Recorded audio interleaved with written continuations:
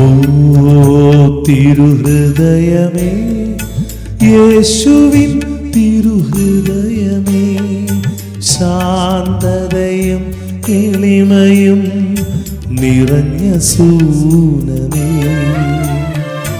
N ഹൃദയം നിൻ ഹൃദയം പോലെയാക്കണേ. ഓ തിരുഹൃദയമേ, യേശുവിൻ തിരുഹൃദയമേ, ശാന്തതയും എളിമയും നിറഞ്ഞ സൂനമേ.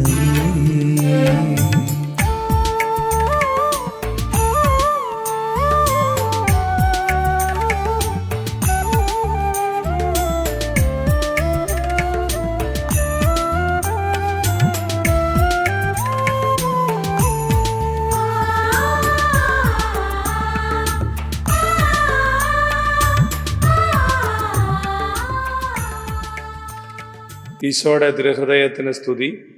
ദൂത് ഹൃദയം തിരുഹൃദയം.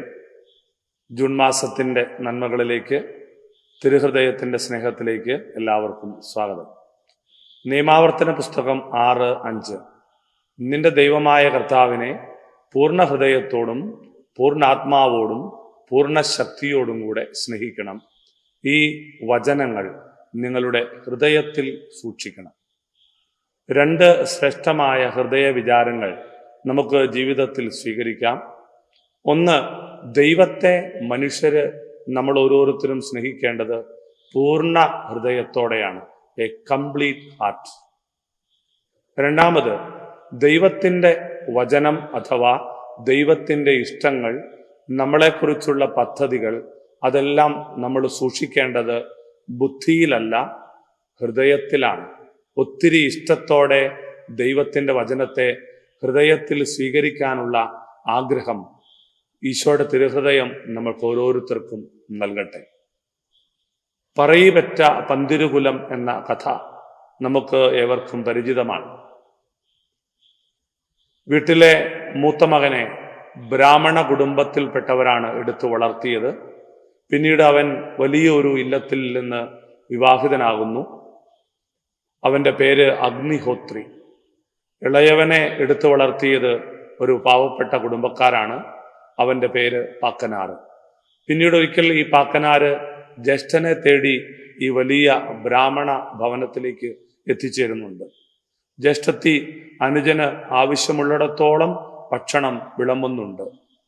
എല്ലാ പ്രാവശ്യവും ജ്യേഷ്ഠത്തി വിളമ്പി കഴിയുമ്പോൾ ഇവനത് വാരി മുഴുവൻ വയറ്റിലാക്കിയിട്ട് ഇനിയും വിശക്കണമ്മ എന്ന് മറുപടി പറയുന്നുണ്ട്. വീട്ടിലെ ചോറെല്ലാം തീർന്നു. എങ്കിലും വീണ്ടും അനുജൻ പാക്കനാർ ഇങ്ങനെ പറഞ്ഞുകൊണ്ടേയിരുന്നു, എനിക്ക് വിശക്കണമ്മ. ഒടുവിൽ ജ്യേഷ്ഠൻ അനുജന്റെ അരികിലെത്തി ഒരു വറ്റ് ചോറെടുത്ത് അവൻ്റെ വായിൽ വെച്ചു കൊടുത്തപ്പോൾ അവൻ പറഞ്ഞു, എനിക്കു മതി, തൃപ്തിയായി. സ്നേഹം കൊണ്ട് ഒരു വറ്റ് ചോറ് നൽകുന്നത് ഹൃദയം കൊണ്ട് മനുഷ്യനെ സ്നേഹിക്കുന്നതിൻ്റെ അടയാളമാണ്, പ്രതീകമാണ്. നമുക്ക് പൂർണ്ണ ഹൃദയത്തോടെ ദൈവത്തെയും സഹോദരങ്ങളെയും സ്നേഹിക്കാൻ സാധിക്കട്ടെ.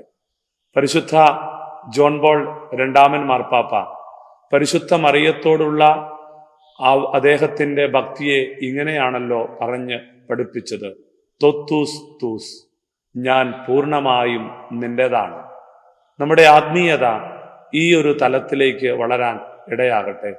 ദൈവമേ, ഞാൻ പൂർണ്ണമായും നിൻ്റെതാണ്. എല്ലാവർക്കും ഹൃദയം നിറയെ ഈശോയുടെ തിരുഹൃദയത്തിൻ്റെ സ്നേഹം പ്രാർത്ഥിച്ചു നേരുന്നു.